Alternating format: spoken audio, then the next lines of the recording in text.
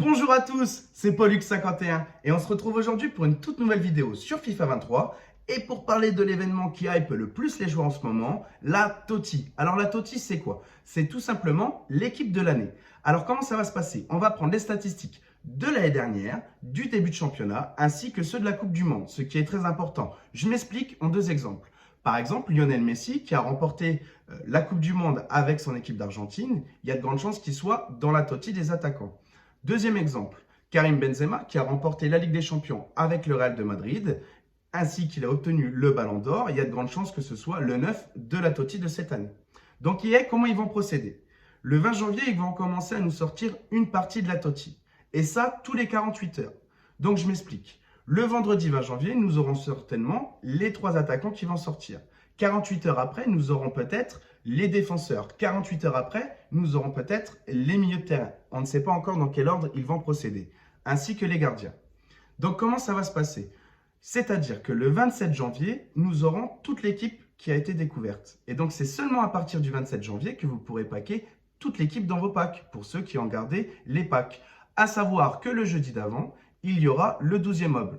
Par exemple, le 12e homme, l'année dernière, c'était Cristiano Ronaldo. Bon, cette année, il n'est même pas dans les nominés TOTY, donc c'est sûr, ça ne sera pas lui. EA nous donne aussi l'opportunité de faire le vote de la TOTY de cette année.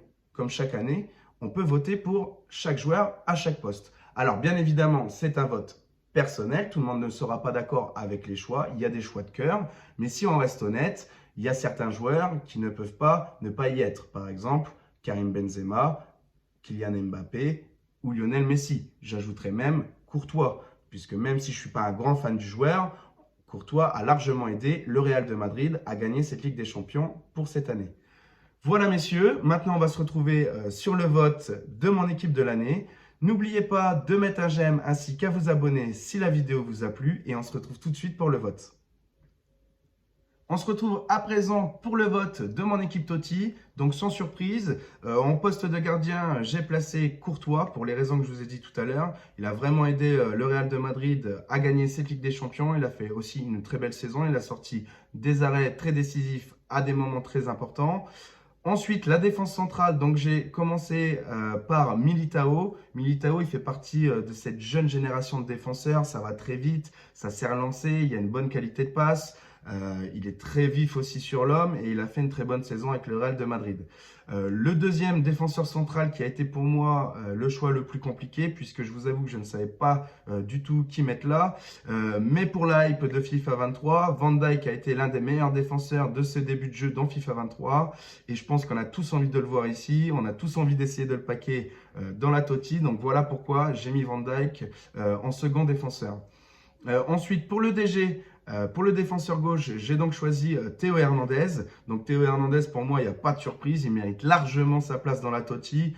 Très très bonne saison avec le Milan AC. Il marque, il sait défendre, il est vraiment complet.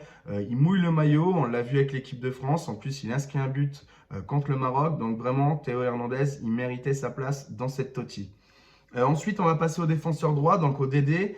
Ça a été plus compliqué pour moi. Je ne savais pas qui mettre entre Cancelo, Hakimi. Hakimi ne mérite pas vraiment avec la saison qu'il a fait au Paris Saint-Germain. Cancelo, c'est pareil. Je le trouve vraiment bon techniquement, rapide, mais un peu moins fort sur l'homme. Donc voilà, j'ai fait un choix du cœur puisque Hakimi, il a quand même fait une très très bonne Coupe du Monde avec le Maroc. Ils ont été quand même assez loin. Donc voilà, j'ai mis Hakimi en défenseur droit. Ensuite, donc, pour mes 3 milieux de terrain, donc là, franchement, je n'ai pas eu à réfléchir. Kevin De Bruyne qui pour moi est le meilleur à son poste. Donc voilà, j'ai placé Kevin De Bruyne. Ensuite, j'ai choisi Luka Modric. Donc Modric, à l'âge qu'il a, faire encore ce qu'il arrive à faire avec le Real de Madrid, c'est vraiment impressionnant, c'est vraiment incroyable. Il a quand même eu le Ballon d'Or il n'y a pas longtemps. Et franchement, il a quand même fait une belle Coupe du Monde avec la Croatie. Donc voilà pourquoi j'ai choisi Modric.